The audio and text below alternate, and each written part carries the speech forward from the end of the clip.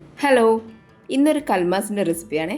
തട്ടുകടയിലെല്ലാം സ്ഥിരമായിട്ട് കിട്ടുന്ന നല്ല ടേസ്റ്റി ആയിട്ടുള്ള കൽമാസ് എങ്ങനെയാണ് ഉണ്ടാക്കാൻ നോക്കാം. വീഡിയോ കണ്ടിട്ട് ഇഷ്ടപ്പെട്ടിട്ടുണ്ടെങ്കിൽ ഒന്ന് ലൈക്ക് ചെയ്ത് സബ്സ്ക്രൈബ് ചെയ്യണേ. ഇനി ഇതുണ്ടാക്കാൻ വേണ്ടിയിട്ട് ഒരു പാനിൽ കുറച്ച് ഓയിൽ ഒഴിച്ച് കൊടുക്കുന്നുണ്ട്. ഓയിൽ ഒന്ന് ചൂടായി വരുന്ന സമയത്ത് ഇതിനകത്തേക്ക് 2 മീഡിയം സൈസ് സവാള ചെറുതായിട്ട് അരിഞ്ഞിട്ടൊന്ന് ചേർത്ത് കൊടുക്കാം. ഇനി ഇതൊന്ന് വഴറ്റിയെടുക്കണം. അതിന് വേണ്ടിയിട്ട് കുറച്ച് ഉപ്പ് കൂടി ചേർത്ത് കൊടുക്കുന്നുണ്ട്, വേഗം ഒന്ന് വഴന്ന് കിട്ടാൻ വേണ്ടിയിട്ട്. ഇനി ഇതൊരു മീഡിയം ഫ്ലെയിമിൽ വെച്ചിട്ട് ഒന്ന് വഴറ്റിയെടുക്കാം. ഒരുപാട് അങ്ങ് കളർ മാറുന്നവരെ വഴറ്റിയെടുക്കൊന്നും വേണ്ട, ചെറുതായിട്ട് ഉള്ളിയെല്ലാം ഒന്ന് വാടി വരുന്നവരെ മാത്രം വഴറ്റി കൊടുത്താൽ മതി. ഇനി ഇതിൻ്റെ അകത്തേക്ക് ഇഞ്ചിയും വെളുത്തുള്ളിയും പച്ചമുളകും ഒരുമിച്ചിട്ട് ചതച്ചെടുത്തത് കൂടി ചേർത്ത് കൊടുക്കാം. പച്ചമുളക് വേണമെങ്കിൽ ചെറുതായിട്ട് അരിഞ്ഞിട്ട് കൊടുത്താലും മതി, പക്ഷേങ്കിൽ അത് കടിക്കുന്ന സമയത്ത് കുറച്ച് എരിവ് അധികമായിട്ട് തോന്നും. അതുകൊണ്ട് കുട്ടികൾക്കെല്ലാം കൊടുക്കുന്ന സമയത്ത് ഇതുപോലെ ചതച്ചിട്ട് തന്നെ ചേർത്ത് കൊടുത്തു കഴിഞ്ഞാൽ അത്ര എരിവ് തോന്നിക്കൂല. ഇതുപോലെ സവാളയെല്ലാം കുറച്ചൊന്ന് വാടി വരുന്ന സമയത്ത് ഇതിൻ്റെ അകത്തേക്ക് പൊടികൾ ചേർത്ത് കൊടുക്കാം. അതിന് വേണ്ടിയിട്ട് 1 ടീസ്പൂണ് ചിക്കൻ മസാല ചേർത്ത് കൊടുക്കുന്നുണ്ട്, പിന്നെ ഒരു 1/2 ടീസ്പൂണ് ഗരം മസാലയും കൂടെ തന്നെ ഒരു 1/4 ടീസ്പൂൺ മഞ്ഞൾപ്പൊടിയും കൂടി ചേർത്തിട്ട് നന്നായിട്ടൊന്ന് വഴറ്റിയെടുക്കാം. ഈ പൊടികൾ പച്ചക്കുത്തലം മാറുന്നവരെ ഒന്ന് വഴറ്റിയെടുക്കാം.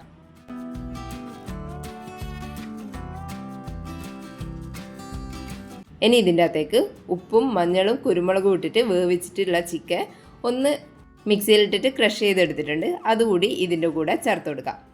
ഇനി ഇതെല്ലാം കൂടി നന്നായിട്ടൊന്ന് മിക്സ് ചെയ്തെടുക്കാം. ചിക്കൻ മിക്സിയിലിട്ടിട്ട് പൊടിക്കുന്ന സമയത്ത് ഒന്ന് ക്രഷ് ചെയ്തെടുക്കാനേ പാടുള്ളൂ. മിക്സിയിലിട്ടിട്ട് പൊടിക്കുന്നില്ല എന്നാണെങ്കിൽ കൈ വെച്ചിട്ട് തന്നെ നന്നായിട്ടൊന്ന് പൊടിച്ചിട്ട് ഇതിൻ്റെ അകത്തേക്ക് ചേർത്ത് കൊടുത്താൽ മതി. എങ്ങനെയായാലും ചിക്കൻ അധികം പൊടിഞ്ഞു പോകാതെ നോക്കണം. ഇതെല്ലാം മിക്സ് ചെയ്തെടുത്തതിന് ശേഷം ഇതിൻ്റെ അകത്തേക്ക് കുറച്ച് കറിവേപ്പിലയും മല്ലിയിലയും കൂടി ചേർത്തിട്ട് ഒന്ന് മിക്സ് ചെയ്ത് കൊടുക്കാം. ഇനി ഇതൊരു ലോ ഫ്ലെയിമിൽ വെച്ചിട്ട് ഒരു 5 മിനിറ്റ് നേരം മൂടി വെച്ചിട്ട് ഒന്ന് കുക്ക് ചെയ്തെടുക്കാം. ഇങ്ങനെ ചെയ്തെടുത്താൽ മാത്രമേ മസാലയിൽ മുഴുവനായിട്ടും ആയി ടേസ്റ്റ് ഉണ്ടാവും. അല്ലെങ്കിൽ ചിക്കൻ വേറെയും നമ്മൾ വഴറ്റിയെടുത്ത ഉള്ളി വേറെയും ആയിട്ട് നിൽക്കും. എല്ലാ ടേസ്റ്റും കൂടി ഒരുമിച്ച് വരാൻ വേണ്ടിയിട്ട് ഇത് ഒരു 5 മിനിറ്റ് നേരം ഒന്ന് മൂടി വെച്ചിട്ട് കുക്ക് ചെയ്തതിന് ശേഷം ഫ്ലെയിം ഓഫ് ചെയ്യാം. ഇനി ഒരു മിക്സീൻ്റെ ജാറിലേക്ക് 1 കപ്പ് തേങ്ങ ഇട്ട് കൊടുക്കാം. അതിൻ്റെ കൂടെ തന്നെ ഒരു 6-7 മീഡിയം സൈസ് വലിപ്പമുള്ള ചെറിയുള്ളി ഇതിൻ്റെ കൂടെ ചേർത്ത് കൊടുക്കാം. ഇനി അതിൻ്റെ കൂടെ തന്നെ ഒരു 1/4 ടീസ്പൂൺ ചെറിയ ജീരകവും 1/4 ടീസ്പൂൺ വലിയ ജീരകവും കൂടി ചേർത്ത് കൊടുക്കുക. അതെന്നിട്ട് നന്നായിട്ടൊന്ന് പൊടിച്ചെടുക്കാം. ഇതുപോലെ നന്നായിട്ട് പൊടിച്ചെടുക്കുക. ഇനി ഒരു പാത്രത്തിലേക്ക് 2 കപ്പ് അരിപ്പൊടി ഇട്ട് കൊടുക്കുന്നുണ്ട്.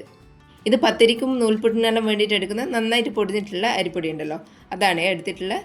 ഇനി അതിൻ്റെ കൂടെ നമ്മൾ പൊടിച്ച് വെച്ചിട്ടുള്ള തേങ്ങേൻ്റെ മിക്സ് ചേർത്ത് കൊടുക്കുക. കൂടെ തന്നെ ഒരു 1/2 ടീസ്പൂൺ ഉപ്പും കൂടി ചേർത്ത് കൊടുക്കുക. ഇതെല്ലാം കൂടി നന്നായിട്ടൊന്ന് മിക്സ് ചെയ്തെടുക്കണം. കൈ വെച്ചിട്ടോ സ്പൂൺ വെച്ചിട്ടോ നന്നായിട്ടൊന്ന് മിക്സ് ചെയ്തെടുക്കാം. അതിനുശേഷം ഇതിൻ്റെ അകത്തേക്ക് തിളച്ച വെള്ളം 2 കപ്പ് ചേർത്ത് കൊടുക്കാം. വെള്ളം തിളപ്പിക്കുന്ന സമയത്ത് ഒരു 3 കപ്പോളം വെള്ളം ആദ്യം തിളപ്പിച്ച് വെക്കുക. ആദ്യം 2 കപ്പ് ഒഴിച്ചു കൊടുത്തിട്ട് വേണമെങ്കിൽ മാത്രം കൂടുതൽ ഒഴിച്ചു കൊടുത്താൽ മതി. ഇനി ഇതൊരു സ്പൂൺ കൊണ്ട് മിക്സ് ചെയ്ത് കൊടുത്തതിന് ശേഷം ചൂടാറാൻ വേണ്ടിയിട്ടൊന്ന് മാറ്റി വെക്കാം.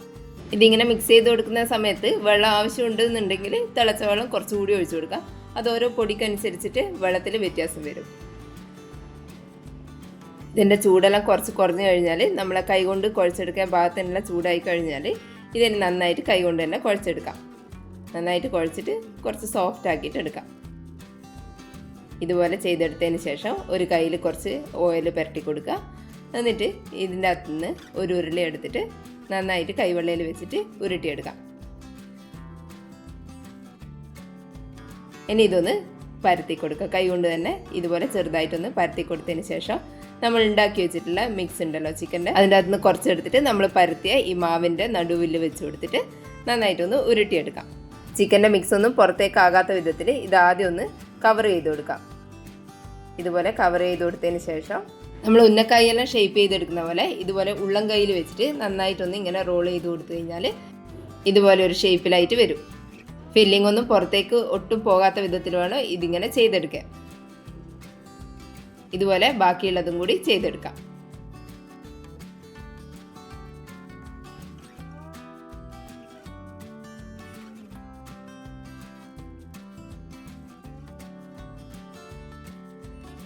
ഇതുപോലെ എല്ലാം ചെയ്തെടുത്തതിന് ശേഷം ഇതിന് നമുക്കൊന്ന് ആവിയിൽ വേവിച്ചെടുക്കണം. അതിന് വേണ്ടിയിട്ട് ഒരു സ്റ്റീമർ വെക്കുക. അതിൻ്റെ അകത്തേക്ക് ഒരു വാഴയില ഉണ്ടെങ്കിൽ വെച്ച് കൊടുക്കുക. എന്നിട്ട് ഇത് ഓരോന്നോരോന്നായിട്ട് ഇതിൻ്റെ അകത്തേക്ക് വെച്ച് കൊടുക്കാം. മുഴുവനും ഒരുമിച്ച് ചെയ്യണമെന്നില്ല, 2-3 ബാച്ച് ആക്കിയിട്ട് കുറച്ച് കുറച്ചായിട്ട് ഇതൊന്ന് ആവിയിൽ വേവിച്ചെടുക്കാം.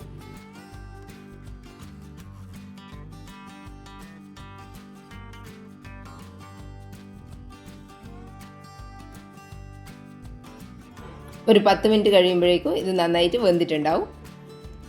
ഇനി ഇതിൻ്റെ അകത്തേക്ക് മാറ്റിയെടുത്തിട്ട് ബാക്കിയുള്ളതും കൂടി ഇതുപോലെ വേവിച്ചെടുക്കാം. ഇനി ഒരു പാത്രത്തിൽ 2 ടേബിൾ സ്പൂൺ കാശ്മീരി മുളക് ഇട്ട് കൊടുക്കുക.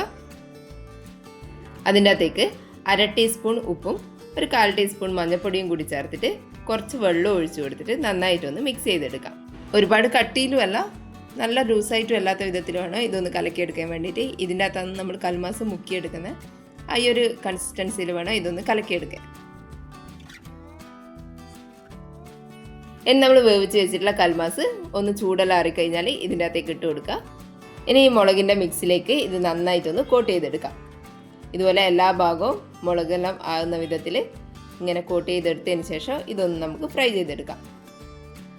അതിന് വേണ്ടിയിട്ട് ഒരു പാനിൽ കുറച്ച് ഓയിൽ ഒഴിച്ചു കൊടുക്കുക. ഒരുപാട് ഒഴിച്ചു കൊടുക്കൊന്നും വേണ്ട, മുക്കി പൊരിക്കൊന്നും വേണ്ട. നമ്മൾ മീനെല്ലാം പൊരിക്കുന്ന പോലെ കുറച്ച് എണ്ണയിൽ ഇതൊന്ന് ഫ്രൈ ചെയ്തെടുക്കാം. ഇതുപോലെ എല്ലാം വെച്ച് കൊടുത്തതിന് ശേഷം പുറം ഭാഗം നന്നായിട്ടൊന്ന് മൊരിഞ്ഞ് വരുന്നവരെ ഫ്രൈ ചെയ്തെടുക്കാം. ഇതുപോലെ തിരിച്ചും മറിച്ചെല്ലാം ഇട്ട് കൊടുത്തിട്ട് നന്നായിട്ടൊന്ന് മൊരിയിച്ചെടുക്കാം. ഇതിൻ്റെ പുറമെ നന്നായിട്ടൊന്ന് മൊരിഞ്ഞ് വന്നു കഴിഞ്ഞാലാണ് ഇത് കഴിക്കാൻ നല്ല ടേസ്റ്റ് ഉണ്ടാവുക. ഇത് കഴിക്കുന്ന സമയത്ത് പുറമെ കുറച്ചൊരു ഹാർഡായിട്ടും ഒരു ക്രിസ്പി പോലെ തോന്നുകയും ഉള്ളിൽ കുറച്ച് സോഫ്റ്റ് ആയിട്ടും വേണം ഉണ്ടാവാൻ. ഈ എണ്ണേൻ്റെ അകത്ത് നിന്ന് പെട്ടെന്ന് കോരിയെടുത്ത് കഴിഞ്ഞാൽ ഈ മുളകിൻ്റെ ടേസ്റ്റ് ചെറുതായിട്ടുണ്ടാവും. അതുകൊണ്ട് നന്നായിട്ടൊന്ന് ഫ്രൈ ചെയ്തെടുത്തതിന് ശേഷം ഈ എണ്ണേൻ്റെ അകത്ത് നിന്ന് കോരി മാറ്റാം. ബാക്കിയുള്ളതും കൂടി ഇതുപോലെ ചെയ്തെടുക്കാം. നല്ല അടിപൊളിയായിട്ടുള്ള കൽമാസ് ഇതുപോലെ ചെയ്തെടുക്കാം. സൂപ്പർ ടേസ്റ്റാണ്. എല്ലാവരും ഒന്ന് ട്രൈ ചെയ്ത് നോക്കണേ. വീഡിയോ ഒന്ന് ലൈക്ക് ചെയ്തിട്ട് സബ്സ്ക്രൈബ് ചെയ്യണേ. താങ്ക്